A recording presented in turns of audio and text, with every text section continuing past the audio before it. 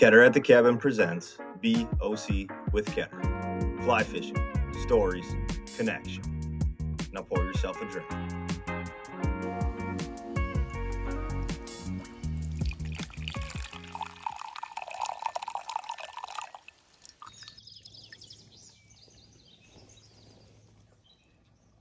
All right, welcome back to another episode of B.O.C. with Ketter. We are in season 2. It is Easter. We're recording this on Easter Sunday, so I hope everyone had a good Easter. I'm very excited to get jumping into this conversation. If anyone knows me or follows the channel, I am in love with Brook Trout, and I believe my guest is as well. I'm going to kick it on over to him and let him introduce himself. Definitely. What's up, guys? Liam Ireland here, from the not quite the Northwoods, Southern Maine, from Southern Maine originally, but like to do a lot of fishing in the northern parts of Maine, and excited to be out here in Minnesota. I've been out here for about a year now, just under a year, and this is where I'm calling home for the time being, and absolutely loved it out here so far. So yeah, Dude, appreciate you having me on the that's podcast, man. Of course, man. I'm excited. Leah and I just kind of connected over social media and been chit-chatting ever since. And we were excited to get on and have a good chat about brook trout and the driftless in general. So, dude, that's awesome that you most people I talk to, grew up in the driftless region, kind of have those roots. So I'm really excited to see and hear what it's like from someone who, kind of came to this region. So that leads into my first question. When you got here, what was your first impressions of like the driftless area? Right, yeah. My first impression of the driftless area was I was just like amazed and kind of stunned at first of all like how beautiful it was, and secondly the fishing was just phenomenal. I think the very first day I went out, and one of the things that really stood out to me is how visible a lot of the fishing is. Like you can, you can see these fish so frequently.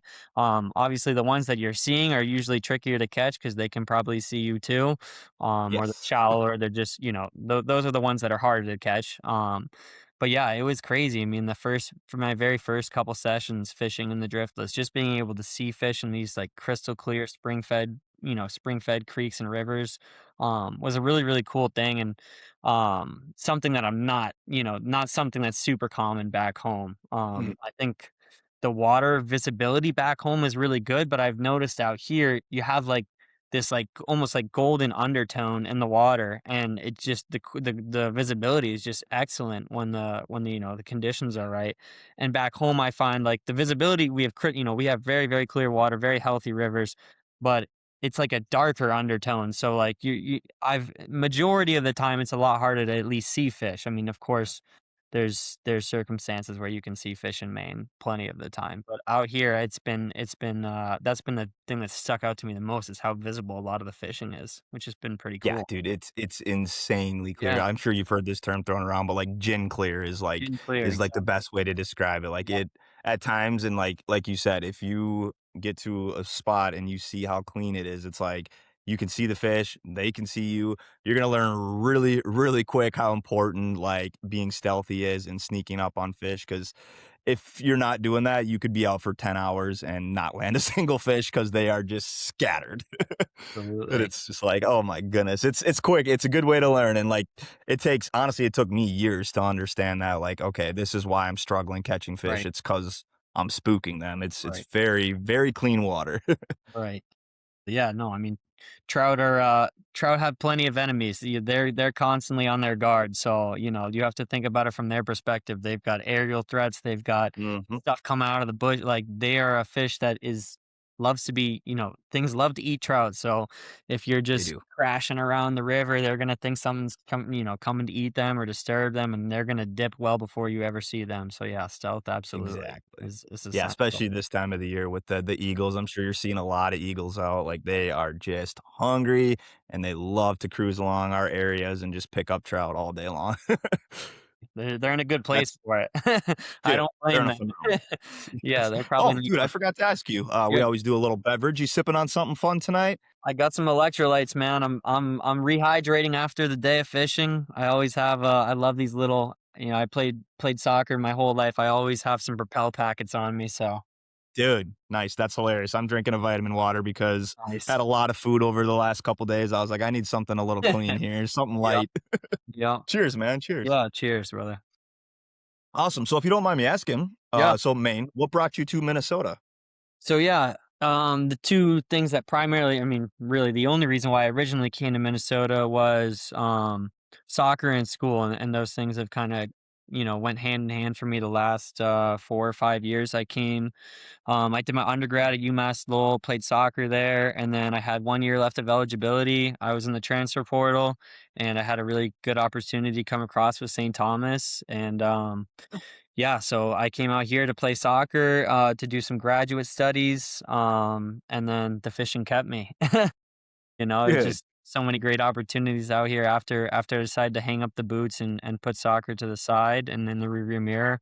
It was all hands on deck with fishing, and this is a really great place to be. Yeah, that's Dude, the that's primary awesome. reason. Love to hear that. Love to hear that. That is, so have you, obviously in the Driftless area, you've kinda spent your time here, it sounds like in a year. Have you gone to, like, explore other parts of Minnesota? Have you checked out, like, the North I Shore and have, stuff? yeah. I mean, I got to do a bit of fishing in the fall on some off days. Like, it was just super tricky with soccer and traveling for that. I maybe fished a dozen days or so in the fall, but I did get up and did some fishing on the St. Croix. I've been up around Taylor Falls. I did some fishing. I got in some really, really good smallmouth bass fishing up around there. I caught my first walleyes this past fall. Welcome. Caught some walleyes. I know I kinda learned a little bit what the rage is all about. They are delicious tasting. And I caught my first muskie on the St. Croix as well this past fall. Not targeting muskies, like 20 minutes into fishing, and I hooked a muskie on a whopper plopper, and yeah, it was pure excitement from there. Dude, yeah. Was it good size? It was decent size, yeah, I would say probably, like, mid to upper 30s. I know they get so much bigger than that, but it wasn't like, a small muskie, but, well, in some for some people, I'm sure it was. For me, I was super stoked, but, yeah, it was, like, mid to upper 30 muskie and just absolutely beautiful. Came, 3, 4 feet of water behind this boulder, just came and I just saw something, like, it wasn't even super violent, like, my wobber plopper was just coming across, and it just, like, sipped it like a trout almost, but, like, I was like, "Hold on, that's not a smallmouth, and that didn't look like a pike." I was like, "Okay, finally." I mean, and I hadn't been really targeting muskies at all. I've never intentionally really had to, spend the time targeting muskies. Yeah, I'll get around to it for sure, but, yeah, it was pretty epic. So, yeah, I've done a bit of fishing up there, Taylor Falls. I spent, pretty much every day this year in the winter ice fishing. I did some guiding for the company Fishing for All. Yeah, I was pretty much out on the ice every single day. We took over 900 kids ice fishing this year. So that was pretty sweet. And yeah, I love ice fishing. I grew up ice fishing in Maine for, over a decade, and it's a big tradition in Maine, and it's probably even a bigger tradition here. At least there's more people here that do it. So, yeah, I mean, I ice fished all around the metro area. I spent a ton of time on Minnetonka Lake fishing and getting dialed into some spots there. It's where I did a lot of my stuff. But yeah, I mean, there's so much more that I want to explore. I really, really want to get up north, and I really would like to do some steelhead fishing at some point. Uh, and I almost got out this year. I wanted to do it, but it's a little sketchy. Do some lake trout fishing on Superior. The ice conditions are a little bit scary and, not something to take lightly. So that'll be a project for next Yes. year. But Yes, yeah, dude. Yeah, yeah, those lake trout in those bays can be. I've never done it, yeah, not during ice season, yeah, but yeah, it's definitely a bucket list for me. yeah, But yeah, you do gotta get up to the Duluth North for Shore sure. area. You'll fall in love with it, dude. I'm It's a sure I whole will. different world up there. Yeah, Yeah. It probably, and we'll talk more about this, but it probably will remind you a little bit of back home I with just think kinda so. that feel. Yeah, Yeah. I did one we did one ice fishing trip. We actually went I it's called Cloquet. That's way up there. Yeah, so we went with a school group. That was a long school group day, but we took a school group out, in Cloquet. I can't remember the name of the lake we were it was up Mhm. around that general area, and yeah, the what you were saying, a lot of similarities in the landscapes, up there is really beautiful, and is It just is. just made me wanna go back and explore. I just haven't had the time quite yet, but Yes, that's the hard part. That's the I hard part is trying to I figure know, out when you can do it and what species you're gonna prioritize, right. and it's just like, I know. There's so much going on, man, it's dude, awesome. it's insane. Like, yeah, right now, as you probably know, just on social media and stuff, like Steelhead Run, that's kind of the big thing. A lot of guys in our area are headed up to, those parts of the world and chasing steelhead. So yeah, that's a Absolutely. big one right now. Yeah, yeah. Awesome. So growing up in Maine, what did brook trout fishing kind of look like for you? Yeah, so I mean, I think I would say for the most part, when people think of brook trout, or when people think of Maine, they think of brook trout. Yes. That's kind of our go-to, famous fish in Maine. And so, growing up in southern Maine, I when you think of Maine and fishing, it's almost you kind of almost have to divide it into like two different fisheries. Like you have southern Maine and then you have northern Maine. And like southern I live in Portland, within 30 to 40 minutes of Portland is the greater Portland area. There's not a whole lot of suitable trout water. All of those rivers, and any trout that are in them is purely because of stocking. There's maybe a few holdover wild fish here and there, and there's occasionally you can catch some sea run brown trout, some sea run brook trout, but those are like unicorns. They're so rare, like you're gonna have to spend a lot of hours grinding for one or two fish if you get lucky with one or two fish.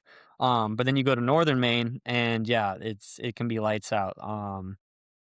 Anything from super small roadside creeks, kind of like, like the ones you might see around this area to some of our bigger rivers, well-known rivers like the Rapid River or like Grand Lake Stream or the West and East Branch Penobscot or the Kennebec. Like those are some famous rivers with, trophy brook trout fishing. And years and years and years ago, I fished I fished a majority of those big rivers that are, some of the really well-known ones. And yeah, the fishing can be phenomenal for sure. And the pressure, keep my fingers crossed, the pressure has not really gotten to the fishing there. It's starting. I feel like everywhere fishing pressure is Yeah. increasing, honestly. Post COVID, you're just seeing more people fishing everywhere.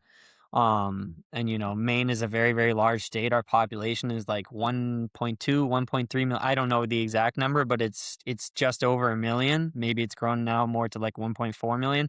But you look at the size of our state, it's absolutely, it's a big state. It's Yeah. not a It massive state, is. but it's a big state. And to have a population of 1.2, 1.3 million people in that whole state is really nothing. And, to add on to that, I would say I don't I'm just pulling off the top of my head, but probably 70% of that population is in that greater Portland area where I live. So that's not so many people up north. People have to travel, you got to travel 3 hours, 4 hours. You could travel 6 hours up north to get into that really, really good fishing. So it's kept it for the most part, pristine and those are where some real trophy fish can be caught. Yeah. Yeah. Yeah, that's a good point. I see a similarity. I've never been to Maine, Yeah. but with Minnesota, as you're finding out, we have obviously the Twin Cities, like kind of right in the middle of our state, and majority of people, live in that big ring, and it's like, the Driftless isn't terribly far from the metro, so anyone who fly fishes or spin fishes in that area expands out, and yeah, it definitely gets to see some pressure on the rivers and stuff, but more people getting into it. Obviously, that's fun, and we want people to get into the sport. But yeah, and then if you want to go north, that's where you got to travel. 4 or 5, maybe even 4 or 5 hours, and then you're way up north, and that's where you're gonna run into a lot less people. Yeah, that's the same thing in Maine. The more crowded areas in southern Maine, like the stocked rivers or the stocked ponds or whatever, that you'll see more people fishing that obviously than when you go up north, which is nice when you when you're actually there up north and there's only a handful of people on the river. I mean, that being said, it's an industry up there. There's plenty there's a handful of guides.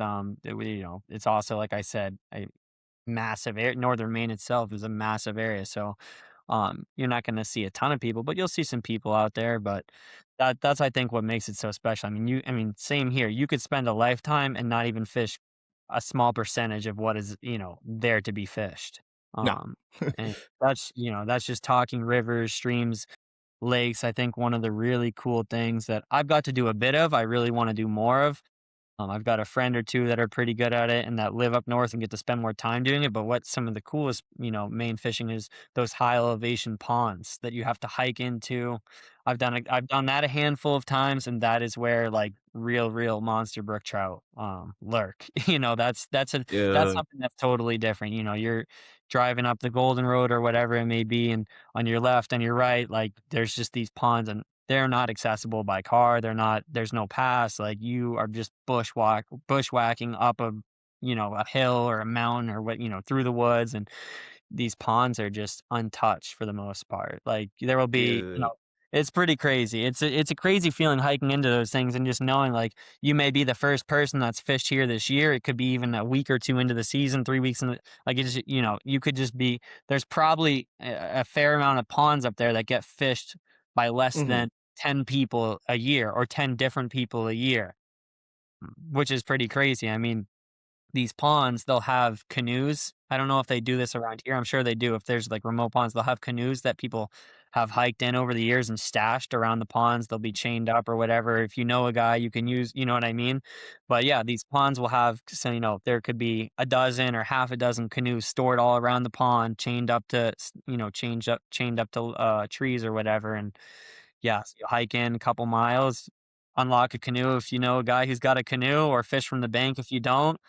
But, yeah, that's where some of the biggest brook trout will be, for sure. Some Interesting. pretty unique That's stuff. very cool. Yeah, That dude, that sounds fun. Yeah, the more you it can is. get off the beaten path, the better it is just in general, just to be out in nature. It's like, yeah, this is cool. Like the fact that, like you said, you could be like, the first person that's fished it in a while, like that's a very humbling feeling and a very cool feeling.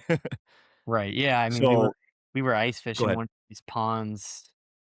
these, ponds a couple of years ago, and it was, like, maybe even a couple weeks into the season. Like, there had been ice for plenty, a ways, and I think we were the first people in there. We were the first snowmobile tracks in there, and it was just like, and that's not even one of the harder to access ponds that we were in. Some of these ones, like, maybe see, like I said, like, just less than 10 people a year, which is just nuts if you really think about it.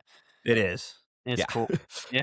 That is cool. It's So cool. when you moved to Minnesota, did you Yeah. know that we had brook trout in the Driftless? I knew there was brook trout. I was like, I was trying to figure it out and learn all about it really quickly. I wasn't sure, like, I was trying to figure out what was native, what wasn't. I knew obviously brown trout aren't native anywhere in the US, but I was like, this water is so good. There has to have been some native trout species. I mean, it makes sense that it's brook trout. It's, suitable water for brook trout. A lot of the smaller stuff especially looks very similar to the stuff I'd fish back home in Maine. So it was cool to learn there was brook trout. Yeah, it didn't surprise me. I learned pretty quickly brown trout run the show around here for Yeah. sure. Yeah, it's Uh, a hot topic. yeah, no, it's a yeah, I mean, it can be a hot topic anywhere you go, just talking Yeah, about non-native species versus, wild fish or whatever, brown trout are wild fish, and they're not native here, but they provide a great fishery, that's for sure, and they, I respect the hell out of them as a game fish. me too. Yeah, Yeah, they're great fish, absolutely but, gorgeous. you Yeah, know, you won't find any brown trout up north in Maine. It would be no, it would up in Maine, we'll have brook trout, landlocked salmon, lake trout. Those are the 3 fish species that are native to Maine. They're not native to all bodies of water in Maine. Like, lake trout are native to some lakes, and other lakes they're not where they are now, you know what I mean? They've been stocked. Same with even, I don't know if you've heard of a landlocked salmon before? yeah, It's yeah, yeah, yeah. same with landlocked salmon. They're native to a handful of lakes in Maine, but like I said, they've spread through stocking or just so it's kind of a mix. And technically there's salmon and lake trout in a lot of places now where they weren't, supposed to be, but they're still native fish to Maine. So, if you wanted to really get into, like, the some people will still consider that harmful. If you have lake trout or salmon in a river or a lake where there's brook trout that were always native, those fish are competing, and I don't know, maybe messing some things up. Everybody has different opinions on it, but They all do. 3 of those fish have a special spot in my heart. I love lake trout, I love salmon, and I love brook trout. But yeah, brook trout are our primary, native fish up in Maine. That's awesome. That's awesome. Yeah, that's really cool because in the Driftless, and you probably know this just being here, but there is a few like heritage, strain like brook trout, in the Driftless, but a lot of them they're wild, but they kind of have that kind of mix of, maybe a long time ago they were stocked mixed with something, but there is some true native brook trout, swimming around, and I don't know if I personally can tell the difference. I don't think I can. Maybe someone who's a little more versed in like the biology side of it, but there is sometimes you catch one and you're like, this looks a lot different than the Right. last 10 I caught. So it's Right. like, I don't know. Yeah, I gotcha. Yeah, I mean, It's hard to tell when there's not a clip. I don't do they clip fins of stockfish out here or no? Not down in the driftless from my understanding. Up north they can, like, on the loopers and stuff, they'll clip Yeah. those and stuff, Um, but not down here, and then the only thing you'll see, like, religiously stocked in the driftless is rainbow trout, for the most part. You'll see, like, probably this week, because opener, as you probably know, and right. is this weekend in Minnesota, so, like, they'll go out and fill up thousands of rainbow trout for Oh, people to just wow. catch and eat and do I all that. got So, yeah, there'll be some rainbow trout moving around in a you. lot of Okay, water, starting soon. not bad. Yeah. That'll be Yeah, interesting. Yeah, it's fun. Like, I don't personally catch a lot of rainbows. It's like when I catch one, it's cool, but yeah, if you catch a rainbow in the driftless, it was stocked for the right, most part in okay, somewhere. Maybe you got a little lucky with something, going back some time, but pretty right. much a stalker. I gotcha. Yeah. Yeah, it's still cool though. Fish is a Yep. fish is a fish. That's true, you can't complain. Can't complain. No, exactly. So if you had to describe in one word Maine brookies versus, the driftless brookies, what would it like be? Describe, like, the difference in one word or Yeah, the difference. Yeah. Uh, I mean, the easiest word that comes to mind just off I would say size, off of just, size, just off I haven't fished enough down here to find any big brook trout. I mean, I've got a lot more exploring to do and a lot of fishing to still do, and I'm sure hopefully I'll run into some, more sizable brook trout. Yeah, the average size of brook trout that at least I've caught here, very, very small, which is fine, and typical of a lot of if you're fishing a small creek or a small stream anyways, um, you wouldn't expect to necessarily catch a monster brook trout out of a small stream. There's Mhm. maybe a couple of them in there, but, yeah, I've caught I've caught brook trout in the Kinney, I've caught brook trout in the Rush, I've caught them in little stuff flowing into it, and they've all been pretty small. Maybe the biggest one I've caught was like 10 inches, which was Yeah. cool. That's a Yep. decent sized Yep. brook trout. Um, but in Maine, if you head up north, like it's it's not uncommon to catch brook trout over a pound or over 2 pounds. I mean, they'll reach 6 pounds, 7 pounds. I'm not saying I've caught a 6 pound brook trout. I haven't, but people will catch them. You know what I mean? Like they'll so yeah, catching a brook trout over 12 inches is not uncommon, at all. And Dude. going to certain ponds, it's not an we fished some ponds, and the average brook trout we were catching out of these ponds was probably 2 pounds, 2.5, 3 pounds, with bigger ones, getting closer to 4 pounds. So yeah, the size. I mean, they're not competing with thousands of tenacious wild Right. brown trout. So Yeah. and they're also not getting casted at day after day. So they can grow big, and they were meant to be there. I mean, 100 years ago, I'm sure the average size was probably 7 pounds of brook trout. I mean, I don't know exactly what the state record brook trout is. I'd have to look at it, but it wouldn't surprise me if it was close to double digits. There's some definitely some monsters lurking. Yeah. Dude, that is like a Cool. definitely a goal dream of mine is to hook into a big brook trout like that. If you They're head up, not you yeah, got it, they're man. not really in the driftless too. There's some big brook trout Mhm. in the driftless, depending who you talk to.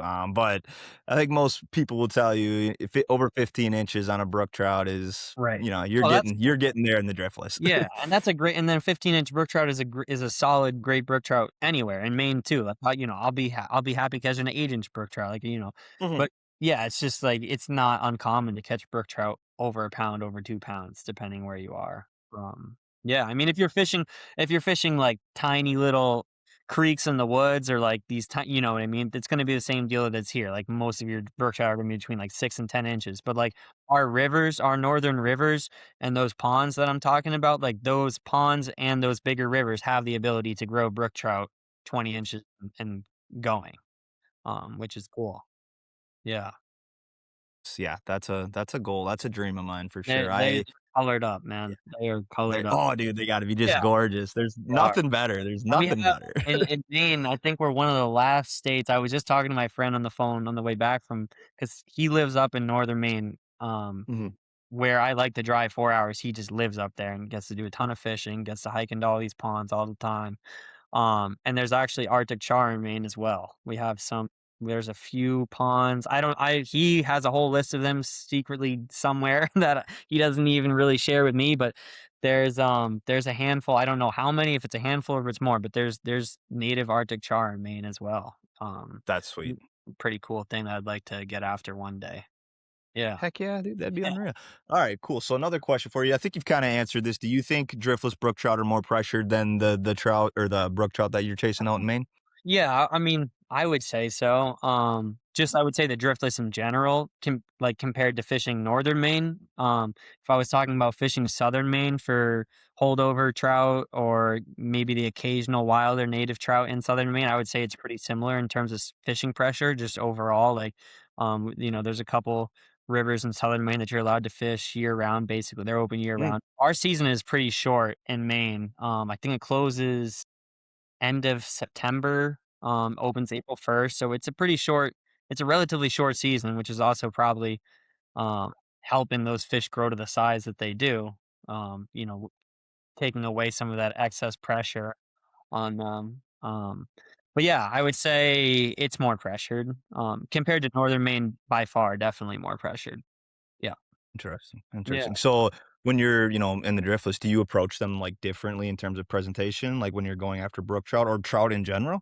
Uh, I mean, the most of the brook trout that I've caught in the driftless so far, other than this one stretch that like feeds into the Kinney that I've been fishing, where I've only caught brook trout. Every other brook trout that I've caught was just by chance, like mixed in with brown trout. Fish this one section that feeds into the Kinney where I've only caught brook trout, and it's very similar to a small creek or something that I would fish in Maine. It was really cool, stacked with them. Like I was, I mean, yes, similar approaches. You got to be stealthy. Really shallow stuff. You're just looking for like any different color in the water where it's like, you can see bottom and then all of a sudden there's a black spot there, like dunk your fly in there. You can see like you got to read the water, like see a ledge. Okay, like that ledge is, there's space underneath that ledge.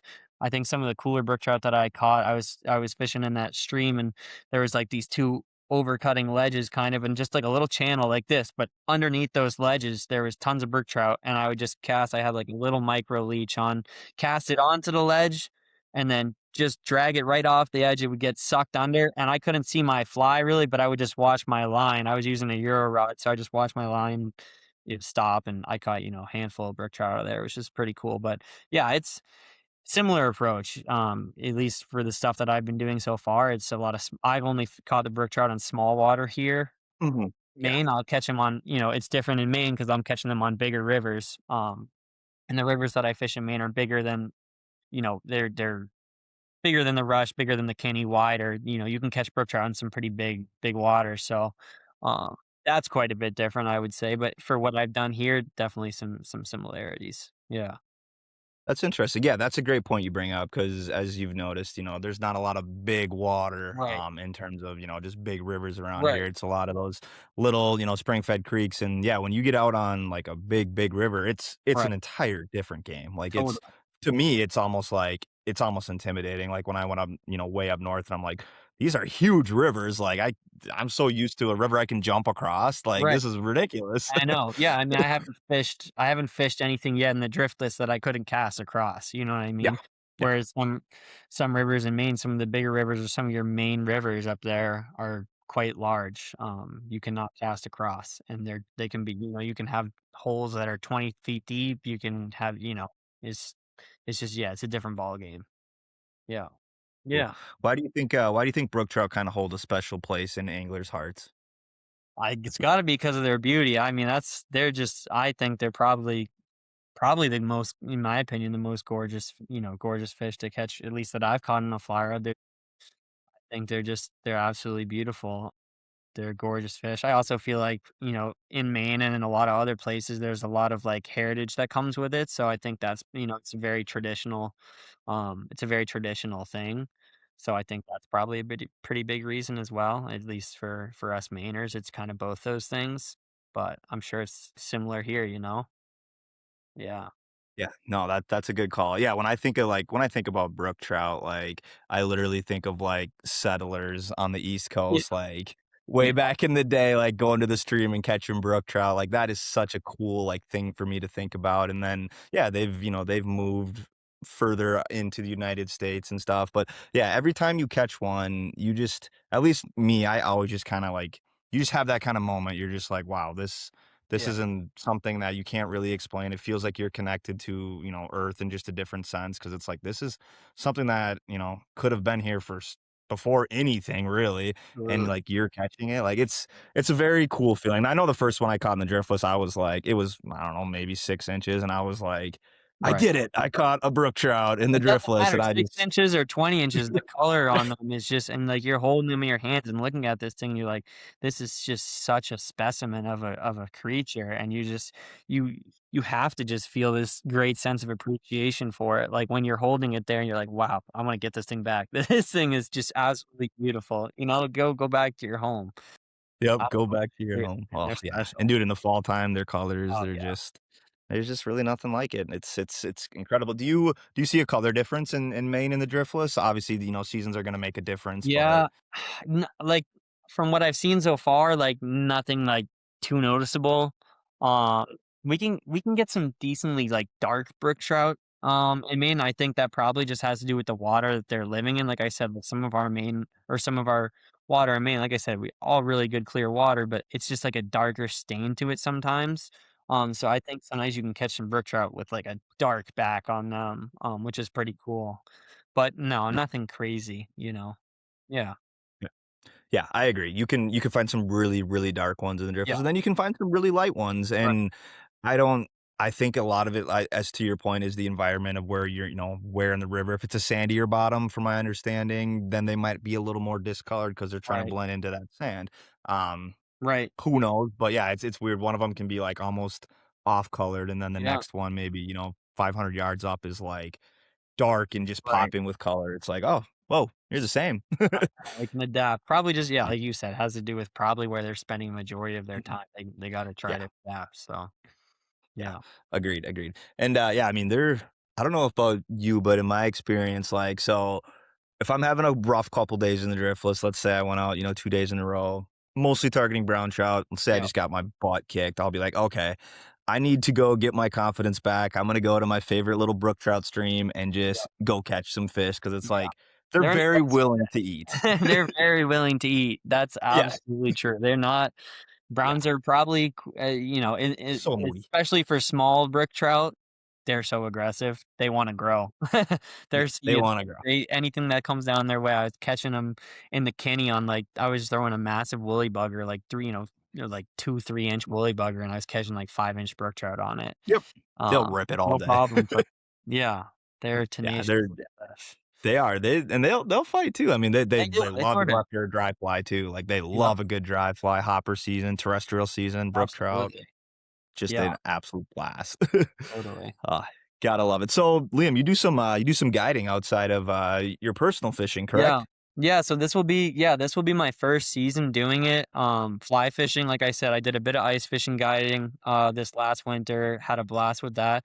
This will be my first real season doing it. It's been, a lifelong dream of mine for the past 15 years or so that I've been fly fishing.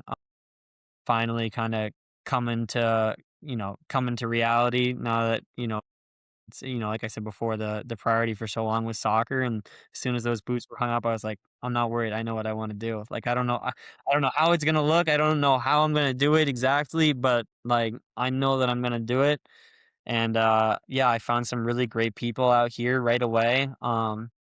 Evan with Fishing for All, huge shout out to him. I met him in the fall. I met a coworker, Ben, down at the river. I was just fishing right here in St. Paul down at the river. I saw a bunch of dudes fly fishing. It was like maybe my first month or so here, I think.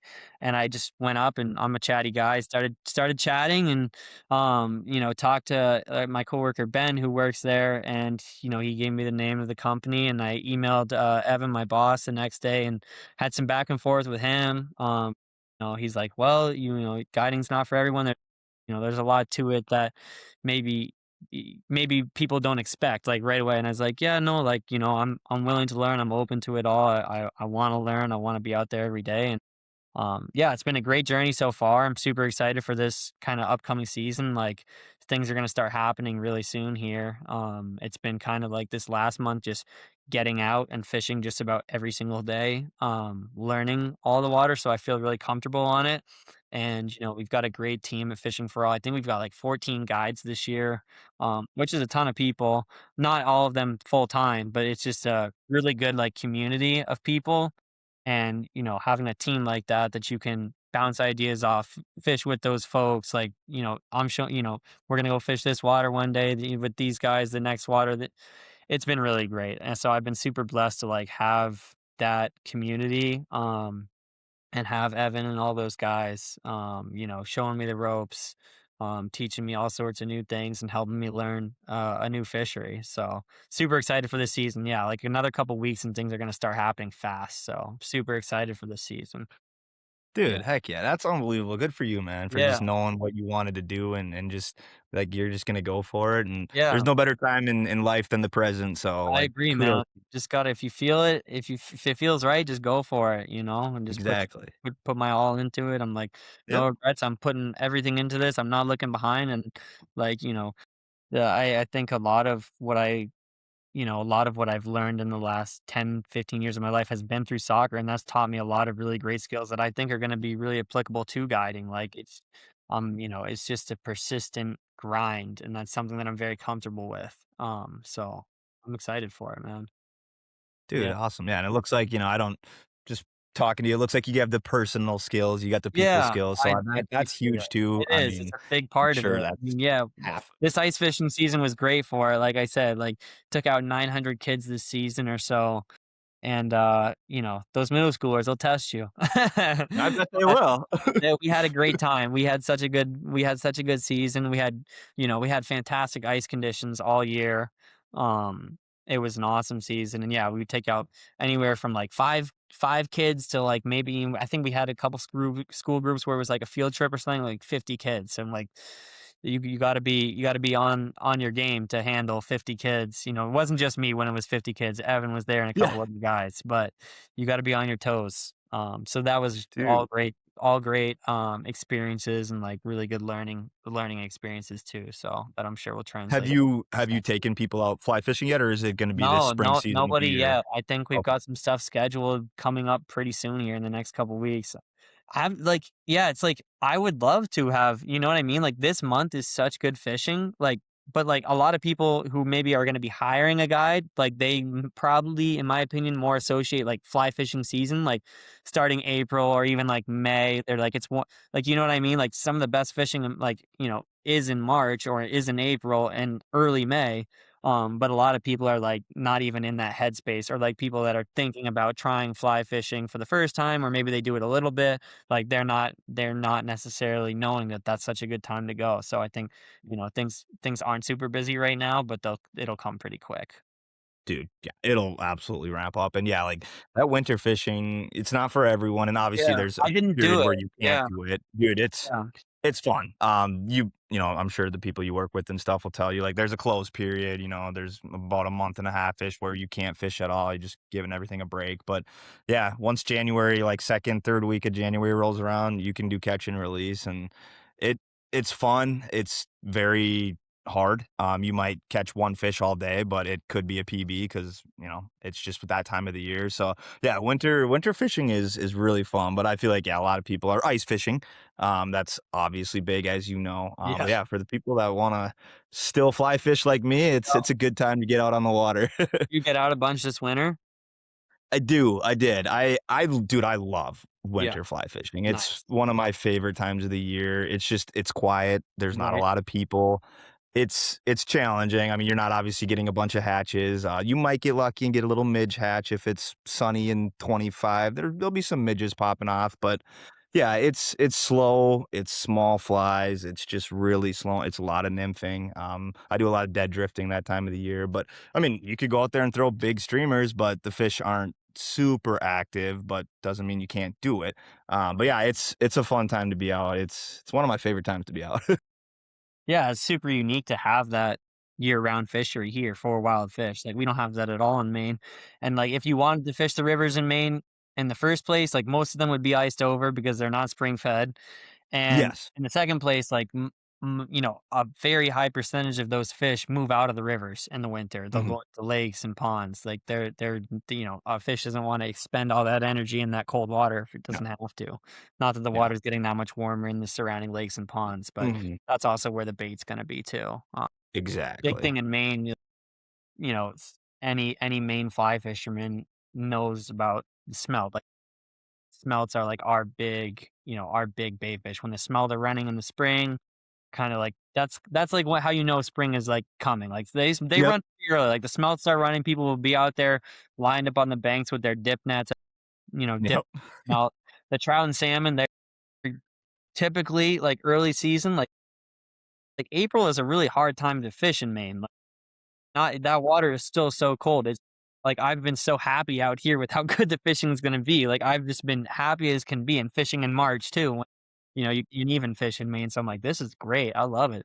Fish are super active, fishing's been phenomenal, not a ton of people out. Um, yeah, like, starting, April is a tough month in Maine just because that water, depending on the winter, is still really, really cold, and a lot of those fish are and then it's kinda high, a lot of those fish are still in the lakes and the ponds. I haven't done enough of it in April. Like, I haven't fished enough years, like, just hard in April to, like, figure out, like, good river or stream fishing. It's possible, but, like I said, it's a lot easier out here in April, and I'm a fan of it, so Yeah, dude, that's nice, and, you might know this, but the Iowa driftless part is a 100% open year-round, there is not a close, so, like, you could go down there Christmas break and go nice. down there and catch rainbows all day long, like, Sweet. there's a lot of fishing down there that you can do whenever, and it's not that far from Yeah, Minnesota, so, that's yeah, cool. You it's don't think it's of fun. Iowa as a fly fishing state, but I guess No. got it. That's Yeah, cool. dude, it's, a lot of people love it down there. It's Yeah. I've personally I've never jumped the border and fished much in Iowa, but yeah, Okay. Wisconsin and Minnesota, I stick around in there. Yeah. That's good reason. That's awesome, man. Yeah, Yeah. exactly. All right, Yeah. couple wrap up fun Yeah. questions for you. I ask everyone this, and I get some great answers. Yep. What is your go-to river snack? Ooh. I'm gonna have to go with any type of jerky, man. I do a lot of waterfowl hunting, Yeah, but we try, me and my buddy, we usually try to get a couple batches at least of goose or duck jerky or sausages or whatever it is. But I'm a big jerky guy, man, and I know I will say this: the jerky out here is elite.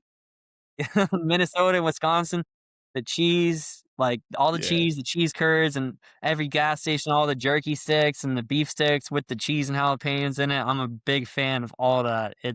Dude, Love yes. what they do out here with that. It's pretty awesome. So yeah, I jerky. love to hear that, man. Yeah. Yes, cheese and meat Cheese is and meat, is man. If you big. got some, if you got some cheese and meat, I'll be good for a 12-hour day. Cheese, meat, and Yeah. some water. Yep, With exactly. all Yeah, that. dude. Did you know that, Jack Link's is, like, originally from Wisconsin? Like, that's, like, Didn't their I think we might have origins? been talking about it with some of my coworkers. They were, like, talking about wanting to go see the factory or something. Yeah, I'm not sure if they were joking or not. They might have been serious.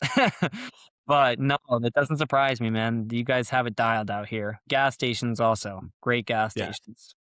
yeah. I love Yes, dude, Quick Quick Trip. Trips. Oh, Quick Yes. I've been living off a Quick Trip. My days of the Driftless are fueled by Quick Trip. Yeah, Dude, absolutely. We'll have to reach out to Quick Trip. Someone should reach out and see if I they do know. any kind of sponsorships because They should. they they do so much for people that They fish and hunt they and do. go to work. Like, it's Yeah, nonstop, dude. it's It's the impressive. best. Oh, I definitely have an addiction. I mean, I'm trying Yeah, to tone it down, but, like, yeah, yeah. I'll even, like, eat before I go and be like, "I'll be good," and then I, like, pass a Quick Trip, I'm like, I know, "But, I like, do a dude, I do chicken the same sandwich." thing, and, like, I pack a little lunch too usually, but Yep. then, like, a quick trip, like, I've been it's like a waffle, and then it's, like, sausage, Oh, egg, and cheese, like, on a waffle, like, bro. I just stick those in my pack too, like, I'll just take those in my little side pack or, and I'll have those throughout the day, and I'm like, "Man, this is good, I don't even know if I'm gonna eat the lunch that I packed." Yep.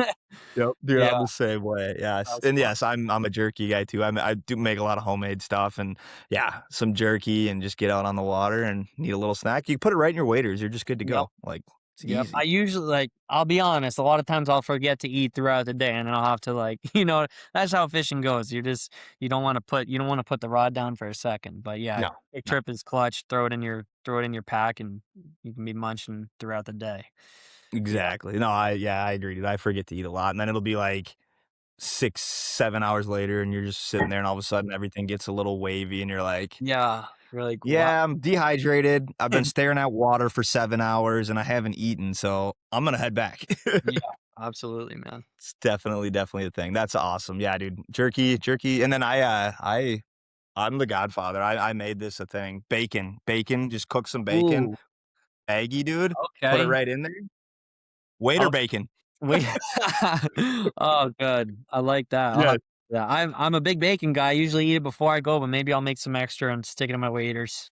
Dude, absolutely. It's basically jerky, but, it's just, like, Yep. even a little better. That's awesome, that's awesome. Well, great. This was a great conversation. Is Yeah, there man. any, closing thoughts or anything else you wanna shout out? No, I really, really appreciate you having me, man. It's been a blast.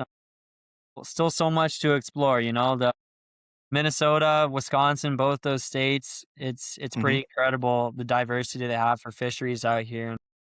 I've been super fortunate to meet some really great people while I've been here. The community has been, super outstanding. Everyone's been welcoming, and I've had an absolutely just great time overall getting to learn and understand these fisheries. And like I said, like, there's so much to learn still. Like, you can never